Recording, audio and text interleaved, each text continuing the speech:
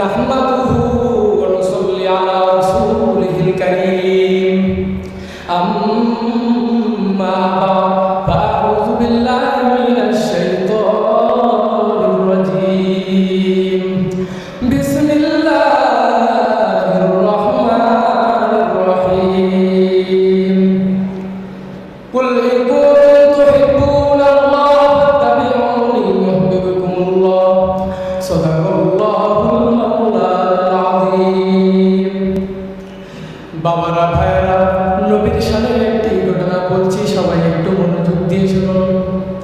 আমার আল্লাহ তাআলা বলেন, জিবরাইল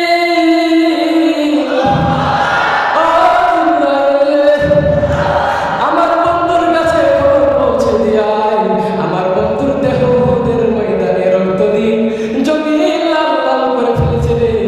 আমার বন্ধুর কাছে খবর দে রে, এই রক্ত মাখা জমিনের মধ্যে আমার বন্ধুর দফন করতে দিব না।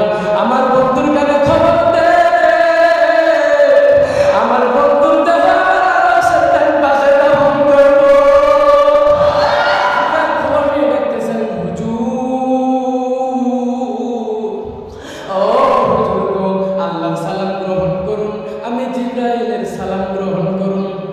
আল্লাহর নবী গো, আপনার দেহ মুবারক আল্লাহর আরশের ডান পাশে দফন হবে, আপনি খুশির সহিত কবুল করুন।